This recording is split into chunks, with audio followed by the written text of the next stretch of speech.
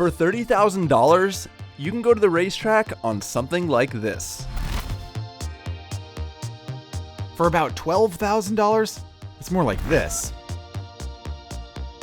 And for just $5,000, you can get one of these. But what if you only spent $1,000 on your track bike? Well, good luck. You'll be riding one of these.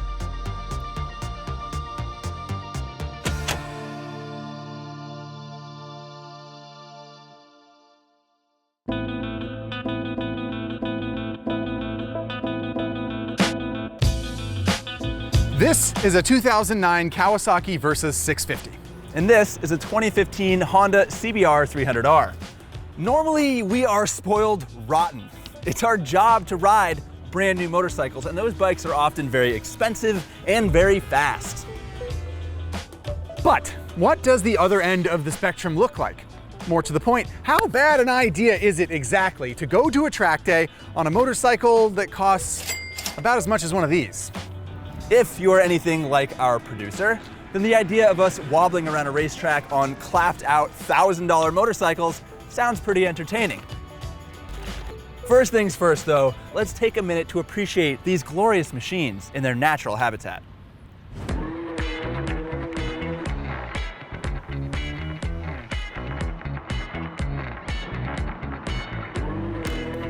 So you might have noticed by now this is not your everyday Versys 650. This one has been modified over the course of its life, which as far as I can tell is about 28,000 miles on the odometer and at least a few major accidents.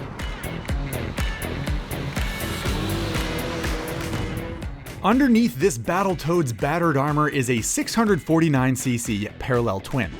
It gets 50 miles to the gallon and makes nearly 60 horsepower. From the factory, it weighed around 460 pounds. However, you may have noticed that this one does not have a windshield or any of the stock weather protection. And that, my friends, is because this is a very rare Versys 650 Superleggera. Now, we are built for speed, people. We just got a single round headlight flanked by a couple driving lights, which are quite bright. That, of course, necessitated the relocation of the dash, which is now tucked very aerodynamically just behind the single headlight and held in place with lightweight baling wire. Classy move. Some of the miles on this machine have been harder than others. The chain has some kinks in it. There are a few scratches and dings, and the throttle and clutch cables feel like they've been maintained with salt water. And yet, it still lives up to the legend. You see, what the Versys has always been famous for, and the reason, of course, it has its name, is being a very versatile system. No real standout points with brakes or horsepower or anything, but pretty damn good at everything on the books. I've never taken a Versys 650 to a track day, but I gotta say, the Battletoad feels ready.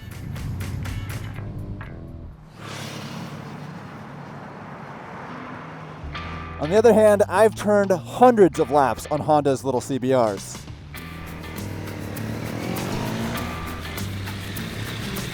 Successor to the CBR250R that Honda introduced in 2011, the CBR300R was launched in 2015 with a larger 286cc single-cylinder engine and revised styling that matched the CBR600 and 1000. It weighs just 357 pounds, has a slick transmission and above-average brakes, which is why I club raced this model for years and still recommend the Baby Blade to anyone looking for a cheap, capable track bike. It only makes about 27 horsepower, but its excellent handling means it punches well above its weight. As for this 6-year-old 13,000 mile example, I technically blew the budget by paying $1,100 for it. But at the time, I felt like that was a really good deal. And you might even agree with me if you view my little Craigslist rescue from the left side. Take a look at the right side though, and yikes. Seems this CBR hit the deck pretty hard. Worse yet, if you view it from the front, it looks like this bike was run over by a truck.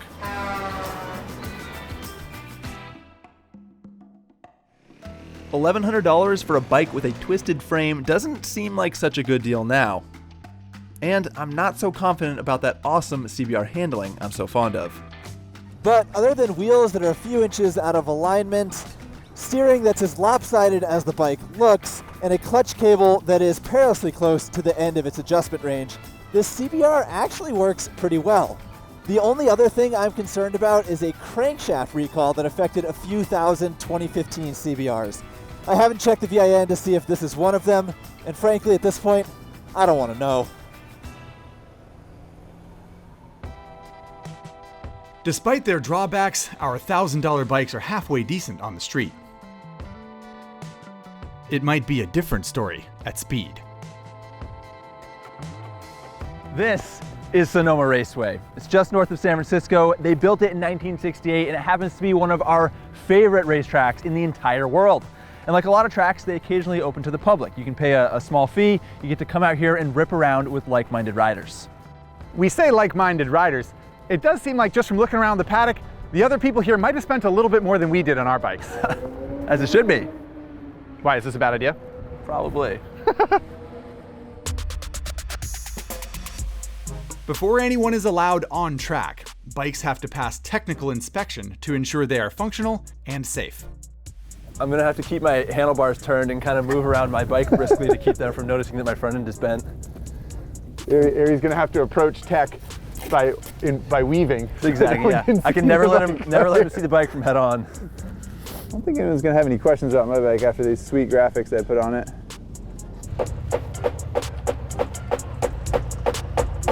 I stripped the other bolt to get my other mirror off, so I could just tape it, but it's gonna look super janky if I have just one mirror, but I don't know why I'm worried about my bike looking janky.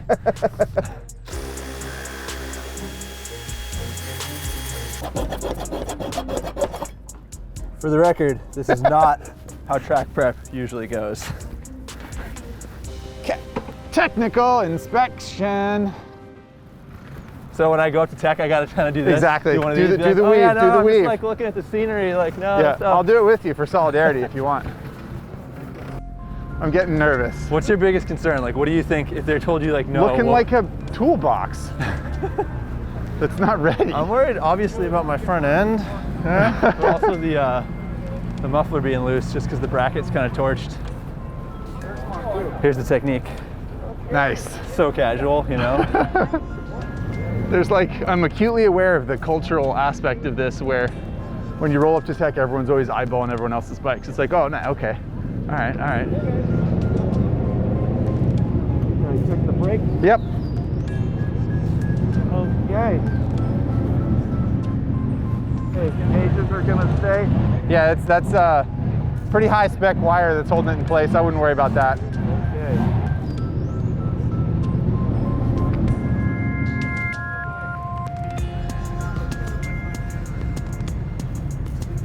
This is normally a really proud moment for me at race weekends. I'm like, yeah, check it out.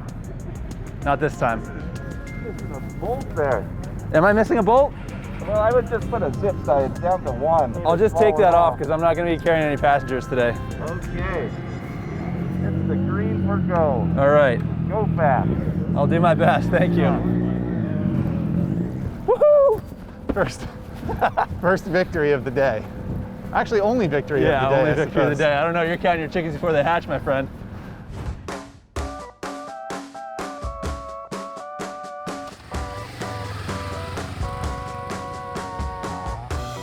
Oh boy. So this is the clientele we're rolling with in A group. Not seeing a lot of 300, 400 class bikes, unfortunately. Okie dokie. I smell a lot of fumes that smell like race gas. This is the slowest and most unstraight bike going out in A group right now. Cold tires, Ari. Take her easy. Okie dokie. Battle Toad. Lap 1.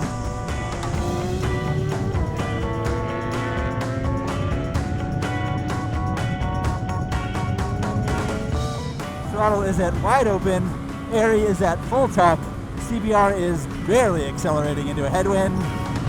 Among the many things we do not have, no tire warmers, no quick shifter, no ABS, just got new tires and a Battletoad chassis.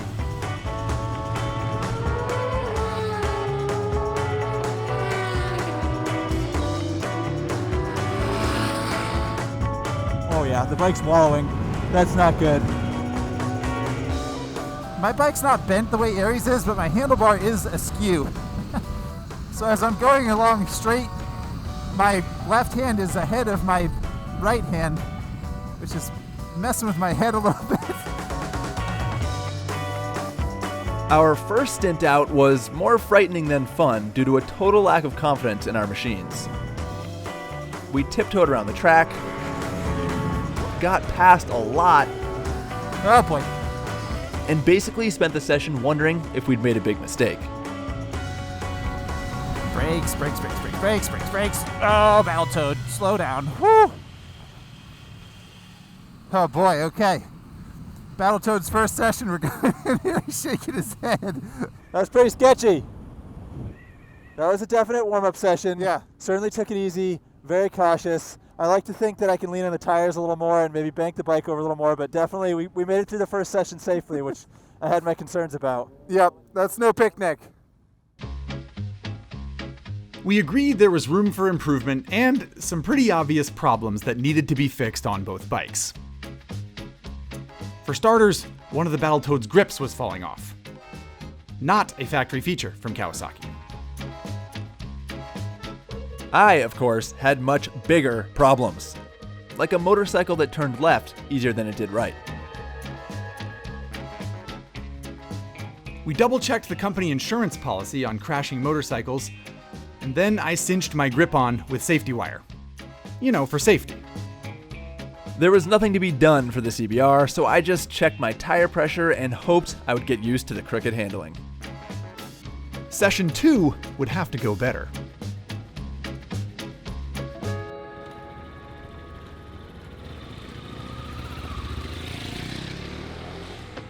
Oh my God, it's so soft. It's definitely not straight. I mean, it's so crooked. And away we go. Look at Zach doing woolies. I'm jealous. Okie dokie, gotta try and get some heat in the Battletoad's tires again. And maybe we can actually make some passes in this session.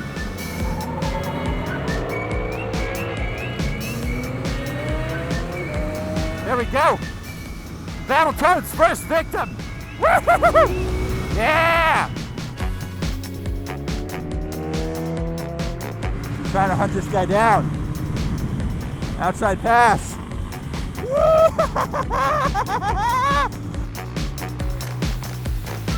Yeah! And another. Woo! Battletoad. Oh, the Battletoad is coming for you.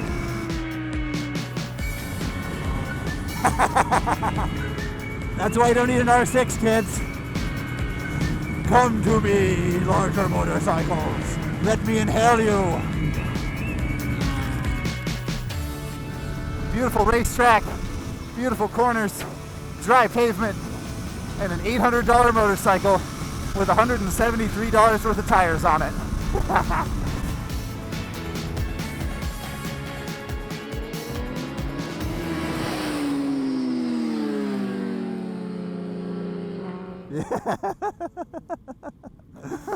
Super cool, dude. You dragging your knees? Yeah? Nice. I'm dragging my knees, my toes, my foot pegs. Every fast right-hander, it's just you got to hold on and let it just do this thing. It's like riding in sand. You just have to keep the throttle open. That's ridiculous. It works though. Yeah? Tires look good. Passed a couple guys. Nice. Second session, approximately 100% better than the first session because we weren't so terrified. The Honda is still just painfully dog slow in a straight line. There is no horsepower to play with. Brakes are better than I remembered, which doesn't really matter since it's that slow. The handling is good, despite the fact that it steers much quicker to the right than the left on account of that bent frame. But I've adapted to its quirks and I'm enjoying riding it. Just a few quirks, you know, like turning differently depending on the direction that you're going. The Versys 650 brakes are not as good as I remember. So the Battletoad goes better than it stops, which is a bit of a dangerous combination. Yeah, if you're not good. But aside from that, yeah, having fun. Even passed a few people in that session. Yep. Does this guy work? Does this janky stuff? Yeah, absolutely. I can read as long as I cock my head to the side and lean forward a little bit, I can see how fast I'm going, which has been a maximum speed of about 105. Oh! Yeah, we're cracking into triple digits. Well, the fastest I've seen is 94 going down the hill to turn 9. So like, with the wind at your back? Yeah, with the wind at my back. But maybe if you like punch a hole for me, if I pull a draft, think we can get the CBR to 100? Hey, it's a battle-toed windshield. So maybe aside from having fun for the rest of the day and hoping to keep the rubber side down, that's our mission, is to try to get the CBR to the ton. And maybe blow it up in the process. Word on the street is that a bone stock CBR300R will hit 103 miles per hour. For one with a pinched exhaust pipe and a bent chassis, 100 was going to be a challenge.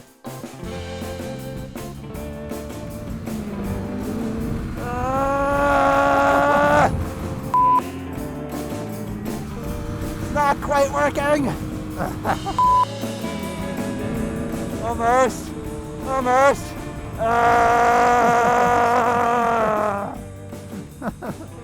Okay, I think we're gonna call it quits at that. The old NASCAR-style slingshot didn't work in the end.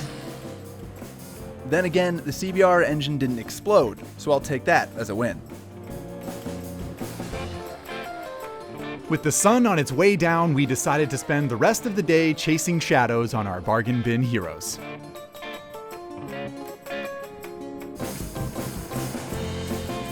It turns out their only real flaw is that when you forget to put gas in them, they stop running. Ari discovered this at the bottom of turn 6. And if that wasn't embarrassing enough, I ran out of gas in exactly the same spot 1 lap later. Not a joke, not on purpose, just pure uncut idiocy.